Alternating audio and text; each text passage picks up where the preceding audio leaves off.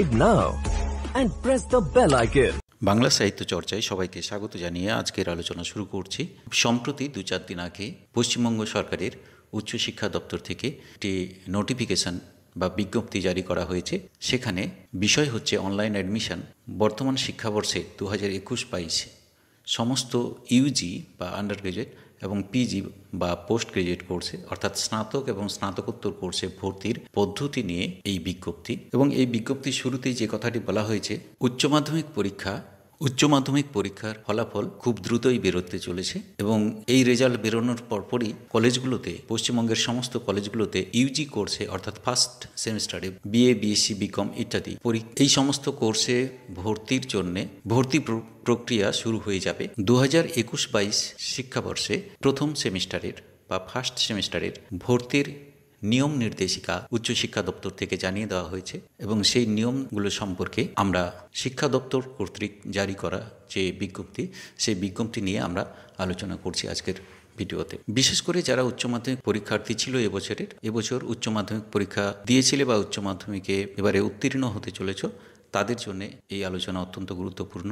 একই সঙ্গে আরেকটা বিষয় একটু জানিয়ে রাখি, অনেক রকমের কথা আমরা শুনছিলাম যে ভর্তি হতে কোনো টাকা পয়সা লাগবে না ইত্যাদি ইত্যাদি। এই সংক্রান্ত নির্দেশিকা পশ্চিমবঙ্গ সরকারের উচ্চশিক্ষা দপ্তর থেকে কলেজগুলোতে ভর্তির কি নির্দেশিকা দেওয়া রয়েছে সেটা নিয়ে আমরা বিশদে আলোচনা। এখানে প্রথমেই যে কথাটা বলা হয়েছে যে উচ্চ মাধ্যমিক 2021 এর রেজাল্ট বা ফলাফল খুব তাড়াতাড়ি প্রকাশিত হবে এবং সেই অনুযায়ী পশ্চিমবঙ্গের বিভিন্ন ইউনিভার্সিটি এবং কলেজগুলোকে ইউজি এবং পিজি কোর্সে ভর্তির জন্য ভর্তি প্রক্রিয়া যাতে সুসম্পন্ন হয়, সুন্দরভাবে হয়, সুষ্ঠুভাবে হয়, তার জন্য অবহিত করানো হয়েছে। এখানে প্রথমে আমরা যে আলোচনাটা করছি, তাহলে এইচএস যারা পাস করবে বা উচ্চ মাধ্যমিক যারা পাস করছে বা তার সমতুল পরীক্ষায় যারা পাস করছে, তারা যে কোর্সে ভর্তি হবে অর্থাৎ ইউজি কোর্সে অনার্স কিংবা জেনারেল, তাদের সম্পর্কে কি নির্দেশিকা রয়েছে, কি শিডিউল দেওয়া হয়েছে সেটা নিয়ে আমরা আলোচনা করছি।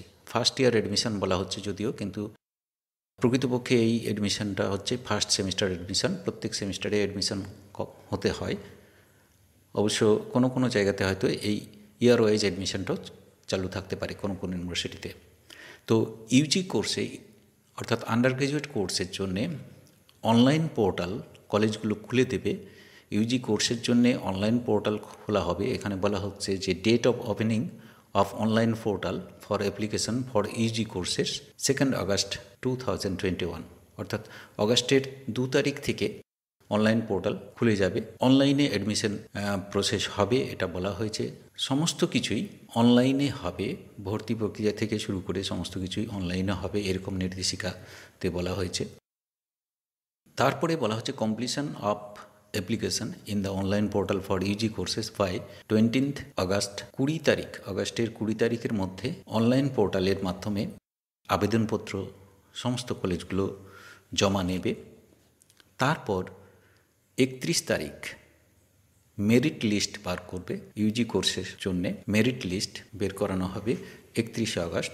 আর ভর্তি প্রক্রিয়া শেষ করতে হবে 30 সেপ্টেম্বর 2021। ভর্তি প্রক্রিয়া শেষ করতে বলা হচ্ছে 30 আগস্ট 30 সেপ্টেম্বর 2021-এর মধ্যে। এবং ইউজি কোর্সের ক্লাস শুরু হবে 1 অক্টোবর 2021, অর্থাৎ 1 অক্টোবর থেকে ফার্স্ট সেমিস্টারের ক্লাস শুরু হবে। BA, BSc, BCom, honours, general সমস্ত কলেজগুলোতে ক্লাস শুরু হবে 1 অক্টোবর। এরপরে আমরা পোস্ট গ্রাজুয়েট কোর্সে ফার্স্ট ইয়ার অ্যাডমিশন বা ফার্স্ট সেমিস্টারে অ্যাডমিশন সেই সংক্রান্ত যে নির্দেশিকা রয়েছে সেটা আমরা একবার দেখে নিতে পারি। আমরা এর আগে বলেছি বিদ্যাসাগর বিশ্ববিদ্যালয়ের যারা এবারে 6th সেমিস্টারে পড়ছে তাদের পরীক্ষা এবং রেজাল্ট আগস্ট মাসের মধ্যেই কমপ্লিট করা হবে এবং সেটা এখানেও উচ্চশিক্ষা দপ্তর থেকেও জানিয়ে দেওয়া হয়েছে publication of results of the final semester of UG courses by 31 August. 31 তারিখের মধ্যে পশ্চিমবঙ্গের সমস্ত কলেজগুলোর যে ফাইনাল সেমিস্টারের পরীক্ষা হচ্ছে তার রেজাল্ট বের করতে বলা হচ্ছে, রেজাল্ট বা ফল প্রকাশ করতে বলা হচ্ছে 31 আগস্ট তারিখ। এটা কেন বলা হচ্ছে না, তারপর দিন থেকেই পিজি কোর্সে ভর্তি প্রক্রিয়া শুরু হয়ে যাবে। এমএ, এমএসসি, এমকম এই সমস্ত ডিগ্রি কোর্সে যারা ভর্তি হতে চায় তাদের ভর্তি প্রক্রিয়া শুরু হয়ে যাবে এবং সেটাও চলবে অনলাইন পদ্ধতিতেই। Date of opening of online portal for application for PG courses 1 September. সেপ্টেম্বরের 1 তারিখ থেকে অনলাইন পোর্টাল খুলে দেওয়া হবে। অনলাইন পোর্টাল চালু থাকবে সমস্ত ইউনিভার্সিটিগুলোতে বা কলেজগুলোতেও, যেখানে যেখানে পিজি কোর্স পড়ানো হয় সেই পোর্টাল 1 সেপ্টেম্বর থেকে খুলে দেওয়া হবে বা চালু করা হবে। আর অনলাইন আবেদন করা পিজি কোর্সের জন্যে, পোস্ট গ্রাজুয়েট কোর্সের জন্যে আবেদনপত্র জমা দেওয়ার শেষ তারিখ 15 সেপ্টেম্বর। তারপর 5 দিনের মধ্যে অর্থাৎ 20 সেপ্টেম্বর মেরিট লিস্ট প্রকাশ করা হবে। এবং তোমাদের জানিয়ে রাখি এখানে যে মেরিট বেসিসেই কিন্তু ভর্তি হবে। এমএ, এমএসসি, এমকম মানে পিজি পোস্ট গ্রাজুয়েট কোর্স করতে গেলে এই সমস্ত ডিগ্রি কোর্সের জন্যে ইউনিভার্সিটিগুলো বা কলেজগুলো যেখানে এমএ, এমএসসি, এমকম ইত্যাদি পড়ানো হয় সেই সমস্ত কলেজগুলোতে এর আগে পর্যন্ত এন্ট্রান্স টেস্ট বা অ্যাডমিশন টেস্ট নিত, প্রবেশিকা পরীক্ষার মাধ্যমে তাদের ভর্তি নিত। কিন্তু এবারে সেই ব্যাপারটা ব্যতিক্রম, এবারে সেটা থাকছে না। অর্থাৎ ইউজিতে, অর্থাৎ অনার্স বা জেনারেল, বিএ, বিএসসি, বিকম বা ইউজিতে যা রেজাল্ট হবে, যে ফল থাকবে, সেই ফলাফলের ভিত্তিতেই মেরিট লিস্ট প্রকাশ করতে বলা হচ্ছে 20 সেপ্টেম্বর। এবং এডমিশন সম্পূর্ণ করতে বলা হচ্ছে completion of admission at the PG courses by 25 October 2021। PG কোর্সে ভর্তির ব্যাপারটা শেষ করতে বলা হচ্ছে 25 অক্টোবর তারিখের মধ্যে। আর অক্টোবরের লাস্ট উইক বা শেষ সপ্তাহ থেকে ফার্স্ট সেমিস্টারের এমএ, এমএসসি, এমকম ইত্যাদি কলেজ বা ইউনিভার্সিটিগুলোতে ফার্স্ট সেমিস্টারে, পশ্চিমবঙ্গের সমস্ত কলেজ ইউনিভার্সিটিগুলোতে ফার্স্ট সেমিস্টারের ক্লাস শুরু হবে অক্টোবরের শেষ সপ্তাহে। তো এরপরে আমরা আর এই নির্দেশিকায় কী কী বলা হয়েছে সেটা আমরা দেখে নিতে পারি। প্রথম যে জিনিসটি বলা হচ্ছে, online admission process should be done based on merit. একদম পরিষ্কার করে বলা হয়েছে অনলাইন অ্যাডমিশন হবে এবং এই প্রসেসের ক্ষেত্রে, এই পদ্ধতির ক্ষেত্রে যেটা অনুসরণ করতে বলা হয়েছে একেবারে মেরিট বেসিসে হবে। এবং এখানে বলা হচ্ছে prospective students should not be called for counselling or verification of documents during the process of admission. No physical presence will be required at the college or university. College বা বিশ্ববিদ্যালয়ে, ইউনিভার্সিটিগুলোতে কোনো ছাত্রছাত্রীকেই কাউন্সেলিং করার জন্যে বা ডকুমেন্টস ভেরিফিকেশন করার জন্যে কোনো অবস্থাতেই এই অ্যাডমিশন প্রক্রিয়া চলাকালীন তাদের উপস্থিতির দরকার নেই। সরাসরি তাদের ওই সমস্ত কলেজে বা বিশ্ববিদ্যালয়ে যাওয়া দরকার নেই। অর্থাৎ পুরোটাই স্ট্রিক্টলি মেরিট বেসিসে হবে এবং অনলাইন পদ্ধতিকে অনুসরণ করে হবে, এটা পরিষ্কার করে বলা হয়েছে প্রথমেই। দ্বিতীয় যে ব্যাপারটা বলা হয়েছে, no charge shall be taken from the students for scanning or uploading of documents from for online admission and making available the application form, prospectus of admission in all UG PG level courses like last year. কোনো টাকা পয়সা লাগবে না, এই কথাটা আসলে ভুল। এখানে যে জিনিসটা বলা হয়েছে, আমরা একটা কথা শুনছিলাম যে এবারে ভর্তি হতে কোনো টাকা পয়সা লাগবে না, কিন্তু সেরকম কথা এখানে বলা হচ্ছে না। এখানে যে বিষয়টি বলা হয়েছে সেটা হচ্ছে কোনো রকম চার্জ নেওয়া যাবে না অ্যাপ্লিকেশন ফর্ম বাবদ বা প্রসপেক্টাস বাবদ। 3 নম্বরে বলা হচ্ছে eligible applicants should be inform directly by the college or university authorities through letter or email or telecommunication. যারা এলিজিবল হবে, সেটা কলেজে হতে পারে, ইউনিভার্সিটিতে হতে পারে, ইউজি কোর্সের হতে পারে বা পিজি কোর্সের হতে পারে, তারা যে ভর্তি হচ্ছে বা ভর্তির যোগ্যতা অর্জন করেছে, এলিজিবল হয়েছে, সেটা অথরিটি বা কর্তৃপক্ষ, কলেজ বা বিশ্ববিদ্যালয় কর্তৃপক্ষ জানাবেন চিঠি মারফত বা ইমেল করে অথবা কমিউনিকেশনের সাহায্যে, ফোন যোগাযোগের মাধ্যমে।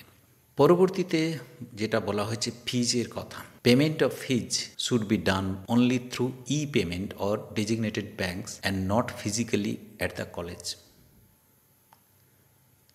অর্থাৎ শিক্ষা প্রতিষ্ঠান, কলেজগুলোতে ছাত্রছাত্রীরা যাবে না, কোনোরকমভাবেই যাবে না, তাদের যেতে বাধ্য করানো যাবে না ফিজ জমা দেওয়ার জন্য। তারা যেন কলেজে না যায়। কিভাবে তারা জমা দেবে? ই পেমেন্টের সাহায্যে অথবা অনলাইনে যে টাকা আদান প্রদান করা হয় সেভাবেই তারা ফিজ জমা দেবে, এটা বলতে চাওয়া হয়েছে। পরে যেটা বলা হচ্ছে, list of eligible applicants should be handed over to the designated bank branches for verification during payment through banks. Banks will receive admission fees on the basis of merit list. অর্থাৎ নির্দিষ্ট যে ব্যাংকগুলো থাকবে সেই ব্যাংকের শাখাগুলোতে এলিজিবল অ্যাপ্লিক্যান্টসদের যে merit list তা ব্যাংকগুলোতে পাঠিয়ে দেওয়া হবে বা তাদেরকে জানিয়ে দেওয়া হবে। তারা সেই মেরিট লিস্ট অনুযায়ী ভেরিফিকেশন করবে এবং তারা অ্যাডমিশন ফি নেবে। তাহলে ভর্তি হতে কোনো ফিজ লাগবে না, এইরকম একটা কথা আমরা শুনছিলাম, সেটা কিন্তু সঠিক না। এখানে কিন্তু 5 নম্বরে বলা হয়েছে বা 4 নম্বরেও সেটা বলা হচ্ছে। পরবর্তী 6 নম্বরে যেটা বলা হচ্ছে, all testimonials R required to be uploaded online during অ্যাপ্লিকেশনের সময় যে সমস্ত তথ্য বা নথি, কাগজপত্র, মার্কশিট, সার্টিফিকেটস, এই জিনিসগুলো যেগুলো ভর্তি হতে প্রামাণ্য নথি হিসেবে দাখিল করতে হয়, সেইগুলো আপলোড করতে হবে আবেদন করার সময়। আচ্ছা, 7 নম্বরে একটা গুরুত্বপূর্ণ জিনিস উল্লেখ করা হয়েছে, যেটা এর আগে ছিল না। বিভিন্ন ইউনিভার্সিটিগুলো এই ব্যাপারটা অন্যরকমভাবে করত, সেটা এবারে পরিষ্কার উচ্চশিক্ষা দপ্তর থেকে জানিয়ে দেওয়া হচ্ছে যে the ratio for home university students and other university students shall be 80-20। খুব গুরুত্বপূর্ণ একটা ব্যাপার, যেটা হচ্ছে সিট রিজার্ভেশনের ব্যাপার থাকে। ইউনিভার্সিটিগুলো যেটা করতো এর আগে 60-40 এরকম একটা রেশিও মেনটেন করতো। সেটা সব ইউনিভার্সিটি করতো কি না বলা যাচ্ছে না, কিন্তু কিছু কিছু ইউনিভার্সিটি এরকম একটা ব্যাপার করতো। তো সেটা এবারে 80-20 করা হয়েছে। হোম ইউনিভার্সিটি কারা? যেমন বিদ্যাসাগর ইউনিভার্সিটির অন্তর্গত বিভিন্ন কলেজগুলো থেকে যারা ইউজি পাস করেছে বা স্নাতক ডিগ্রি অর্জন করেছে, তারা যখন এই ইউনিভার্সিটিতেই আবেদন করবে তখন সেটা তাদের পক্ষে হোম ইউনিভার্সিটি। কিন্তু এই ইউনিভার্সিটির অর্থাৎ বিদ্যাসাগর ইউনিভার্সিটির আন্ডারে যে সমস্ত কলেজগুলো থেকে ছাত্রছাত্রীরা পরীক্ষায় পাস করছে, তারা যদি বিদ্যাসাগর ছাড়া অন্য কোনো ইউনিভার্সিটিতে যায় তখন তাদেরকে আদার ইউনিভার্সিটি হিসেবে গ্রাহ্য করা হবে। তাদের সিট সংখ্যা একটু কম থাকবে, অর্থাৎ 20। হোম ইউনিভার্সিটি 80, অর্থাৎ নিজে যে ইউনিভার্সিটি থেকে ছাত্রছাত্রীরা পাস করছে সেখানে পিজি করতে গেলে 80% সিট তাদের জন্য সংরক্ষিত থাকবে এবং অন্যান্য ইউনিভার্সিটি থেকে যারা আসবে তাদের জন্য 20% আসন সংরক্ষণ করা থাকবে। এখানে আরও একটি কথা বলা হয়েছে যে যদি এভাবে দেখা যায়, যদি এরকম করতে গিয়ে দেখা যায় যে আসন খালি থেকে যাচ্ছে, সিট খালি থেকে যাচ্ছে, তাহলে অন্য ইউনিভার্সিটি থেকে আদার ইউনিভার্সিটির ছাত্রছাত্রীরা যদি এখানে এসে আবেদন করে থাকে তাহলে তাদের ভর্তি নেওয়া যেতে পারে। 8 নম্বরে যেটা সরকার থেকে জানানো হচ্ছে, all stakeholders shall adhere to the COVID-19 norms or protocol issued by the government time to time.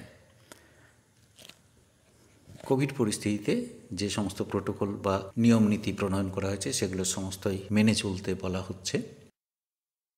এখানে আরেকটি কথা, তাহলে MA, MSc, MCom ছাড়াও আরও তো কিছু ডিগ্রি রয়েছে, যেমন বিএড, এমএড ইত্যাদি। তাদের সম্পর্কে কি বলা হয়েছে, বা যারা রেগুলার কোর্সে ভর্তি হতে পারছে না, তারা ওপেন বা ডিস্টেন্স লার্নিংয়ে যেতে পারে, তাদের ক্ষেত্রে কি বলা হচ্ছে, তাদের সম্পর্কে কি কিছু বলা হয়েছে এই নির্দেশিকায়।